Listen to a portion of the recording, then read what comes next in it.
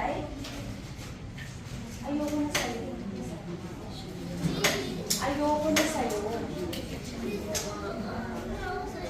Alam mo ba kung anong ginawa mo? Alam mo ba kung anong ginawa mo? Alam mo? Ngayon, sabihin mo sa akin kung anong ginawa mo. Para nagkakaintindihan tayo. Hindi mo alam kung anong ginawa mo? Hindi mo alam? Hindi mo alam kung anong ginawa mo?